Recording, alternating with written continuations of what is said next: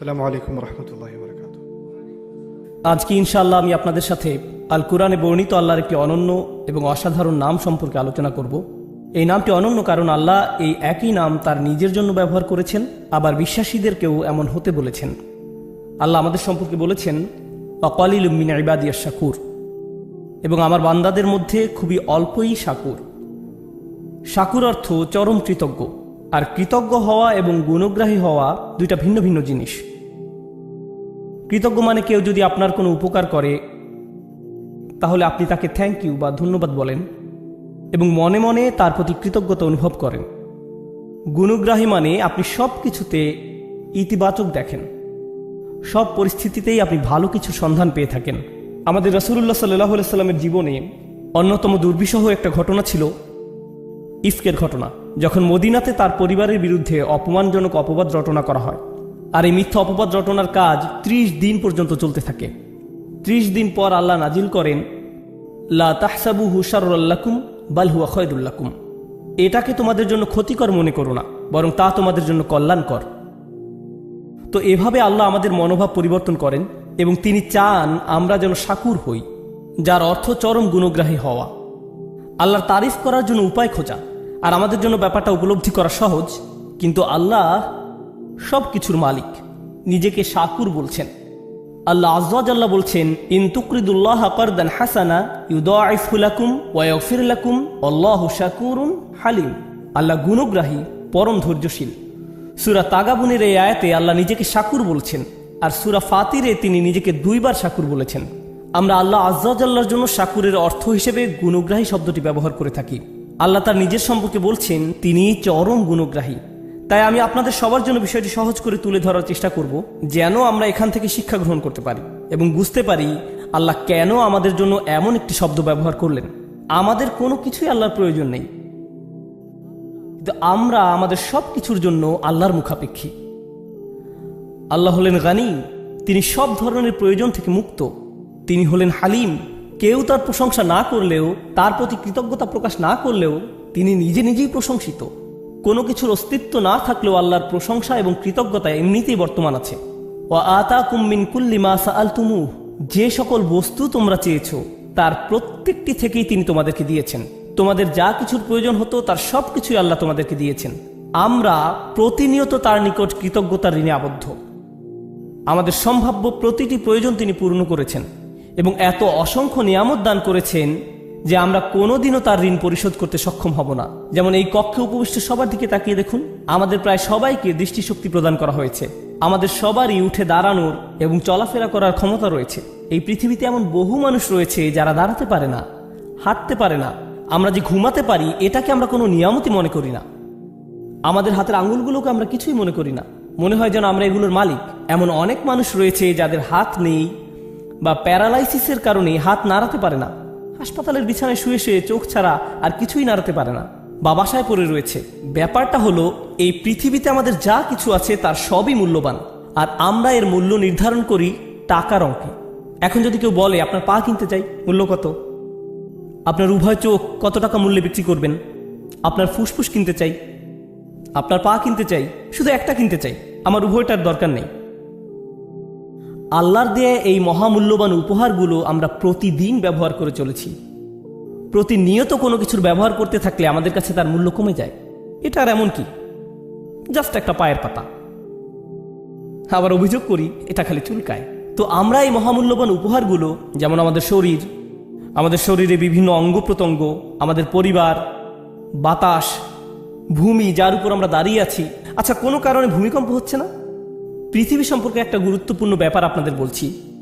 আল্লাহ পৃথিবীকে তৈরি করেছেন তার অনুগত করে, আর যারা আল্লাহর নিকট আত্মসমর্পিত তারা কখনো আল্লাহর অবাধ্যতা সহ্য করতে পারে না। মনোযোগ দিয়ে শুনুন, যা কিছুই আল্লাহর বশ্যতা স্বীকার করে নিয়েছে তার নিকট আল্লাহর অবাধ্যতা অসহনীয়। আর পৃথিবীর উপর বিচরণকারী মানব সম্প্রদায় আল্লাহর অবাধ্যতা করে যাচ্ছে প্রতিনিয়ত। আর যখন তারা আল্লাহর অবাধ্যতায় লিপ্ত হয় তখন পৃথিবী তাদেরকে চূর্ণ বিচূর্ণ করে দিতে চায়। পৃথিবী ওইসব মানুষদের ধ্বংস করতে চায় যারা আল্লাহর অবাধ্যতায় লিপ্ত। আল্লাহ বর্ণনা করেন, প্রতিবার যখন কেউ বলে আল্লাহ সন্তান গ্রহণ করেছেন, তাকাদুস সামাওয়াতু ইয়াতাফাত্তারনা মিনহু ওয়া তানশাক্কুল আরদ, এতে 7 আসমান ফেটে পড়ার উপক্রম হয়, যখন কেউ বলে আল্লাহ সন্তান গ্রহণ করেছেন, তারা এমন জঘন্য কথা সহ্য করতে পারে না। এমনকি পৃথিবীও খণ্ড বিখণ্ড হয়ে যাওয়ার উপক্রম হয় যখন কেউ এমন পাপপূর্ণ কথা উচ্চারণ করে। আর এই জমিন মানব জাতির অসংখ্য পাপ সহ্য করে যাচ্ছে প্রতিদিন। সবকিছু চূর্ণ বিচূর্ণ করে দেওয়ার জন্য এটি আল্লাহর কাছে অনুমতি ভিক্ষা করতে থাকে, আর আল্লাহ একে থামিয়ে রাখেন। পরিশেষে কিয়ামতের দিন আল্লাহ পৃথিবীকে অনুমতি প্রদান করবেন, আদেশ নয়, পৃথিবীকে অনুমতি প্রদান করবেন। বিআন্না রব্বাকা আওহা লাহা, আল্লাহ একে অনুমতি দিবেন যেন এতদিন যাবৎ সে তার ভেতরে যত যাতনা বহন করে চলেছিল তা উগরে ফেলতে পারে। এত সব পাপ নিয়ে আমরা যখন পৃথিবীর উপর দিয়ে চলতে থাকি, এটি যে কম্পন সৃষ্টি করে আমাদেরকে ধ্বংস করে না, তার জন্য আমরা কতটুকু কৃতজ্ঞ। আমাদের প্রতি আল্লাহ নিয়ামত গুণে শেষ করা যাবে না। আল্লাহ আমাদের যে অসংখ্য অগণিত উপহার দান করেছেন তা আমাদের ক্ষুদ্র মস্তিষ্কের ধারণা ক্ষমতার বাহিরে। এই জন্য পৃথিবীর সবচেয়ে কৃতজ্ঞ মানুষের কথা মনে করুন। এক্ষেত্রে আমার মনে পড়ে ইব্রাহিম আলাইসাল্লামের কথা। ইব্রাহিম আলাইসাল্লামের গোটা জিন্দিগি ছিল আল্লাহর প্রতি কৃতজ্ঞতার জিন্দিগি। জানেন আল্লাহ কিভাবে তার সমগ্র জীবনকে বর্ণনা করেছেন? তিনি বলেন, শাকির আল্লি আনউমিহি, তিনি শুধু অল্প কিছু অনুগ্রহের জন্য আল্লাহর কৃতজ্ঞতা দেখাতে পেরেছিলেন।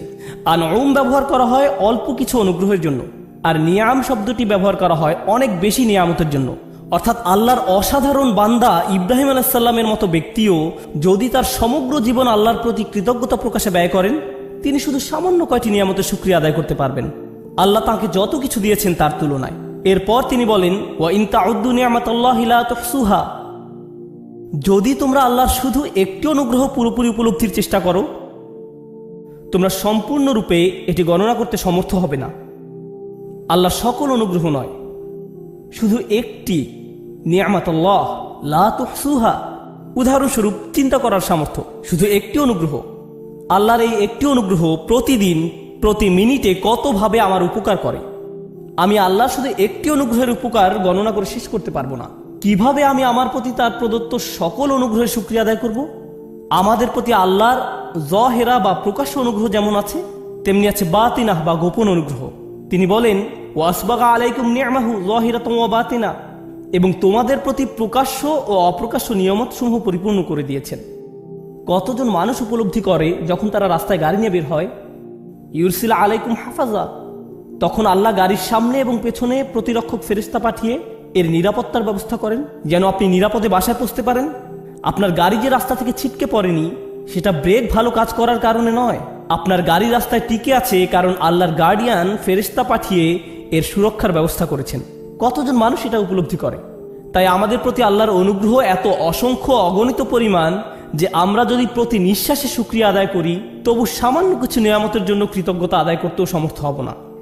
এজন্যই আল্লাহ মানবজাতি সম্পর্কে বলেছেন, মা কাদারুল্লাহ হাক্কা কদরিহি, তারা আল্লাহকে যথাযথ মর্যাদা দিতে পারেনি। তারা পারেনি যেভাবে আল্লাহর গুণ গাওয়া উচিত ছিল, মানুষ সেভাবে তার গুণগান করতে পারেনি। এটা এক ব্যাপার। এখন এখানে একটু থেমে চলুন, মানবজাতি সম্পর্কে একটু কথা বলি। যখন আপনার ছোট ভাইকে সাহায্য করার জন্য প্রাণপণ চেষ্টা করেন, সে একদিন ফোন করে বলল, ভাই আমার একটু সাহায্য দরকার, আপনি কি অফিস থেকে একটু আসতে পারবেন? আমি তো একটা মিটিংয়ে আছি, কিন্তু আমার আপনার সাহায্যের খুবই দরকার, এখন কি আসতে পারবেন? তারপর আপনি মিটিং ক্যান্সেল করে ট্রাফিক জ্যাম অতিক্রম করে ছুটে গেলেন এবং তার কাজে তাকে সাহায্য করলেন। আর এটা বড় কোনো ব্যাপার ছিল না, তাই ছোট একটা কাজের জন্য গুরুত্বপূর্ণ মিটিং বাদ দিয়ে আসায় আপনি কিছুটা বিরক্ত। সিরিয়াসলি, তুমি এই সামান্য কাজের জন্য আমাকে এভাবে ডেকেছো? কিন্তু এরকম একবার নয়, সে বারবার আপনার সাহায্যের জন্য আপনাকে আহ্বান করে। এরপর এক সময় আপনি আর তার কোনো ফোন কল রিসিভ করেন না। ও আবার সে ফোন দিয়েছে, তখন টেক্সট মেসেজ পাঠান, আমি এখন ব্যস্ত, কল এলে কেটে দিব না, তাহলে সে বুঝে যাবে। এর চেয়ে বরং রিং হতে থাকুক। মানুষ এভাবে বারবার বারবার সাহায্য চাইলে আমরা বিরক্ত হয়ে পড়ি। তদুপরি উপকার করলেও তাদের মনে থাকে না, তারা এমনকি ধন্যবাদও দেয় না। তাদের কাছে এই উপকারের কোনো মূল্য থাকে না। তারা মুখ ঘুরিয়ে বলে, তুমি আমার জন্য কি করেছো? মানুষ এমনটা করে কিনা? আপনি তাদের জন্য সব করলেও তারা অকৃতজ্ঞের মতো অস্বীকার করে, তুমি আমার জন্য এমন আর কি করেছো? এমন কথা শোনার পর আপনি মনে মনে প্রতিজ্ঞা করেন, আমি জীবনে কোনোদিন আর তোমার কোনো উপকার করব না। তুমি বলছো আমি কোনোদিন তোমার জন্য কিছু করিনি? তোমার মতো ব্যক্তি এই কথা বলছে।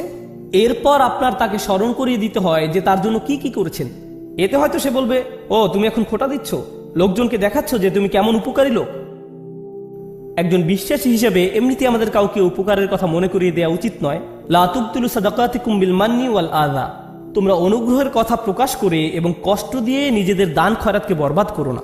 এখন একবার ভেবে দেখুন, আল্লাহ আমাদের জন্য কত কিছু করেন প্রতিদিন, আর আমরা কত অল্প ধন্যবাদ দেই তাকে, আমরা কত সামান্য কৃতজ্ঞতা দেখাই। তারপর আমাদের যখন আবারও কিছু দরকার হয়, প্রয়োজনটা আমরা এমনকি মুখ ফুটে চাইও না। আমার ফুসফুসের প্রতি নিঃশ্বাসে বাতাসের দরকার হয়, এমনকি আমি যখন আল্লাহর অবাধ্যতা করছি তখনও বাতাসের দরকার হয়, ঠিক কিনা? আমি আল্লাহকে ভুলে যাওয়া সত্ত্বেও তিনি আমাকে ভুলে যান না, তিনি আমার প্রয়োজন পূরণ করেন। আমার ফুসফুস তার কাছে চায়, আমার হার্ট আরেকটা পাম্পের জন্য তার কাছে চায়, আমার চোখ আর্দ্র থাকার জন্য তার কাছে চায় যেন সে দেখতে পারে। এমনকি যখন আমি চাওয়ার প্রয়োজন বোধ করি না, তখনও তিনি আমাকে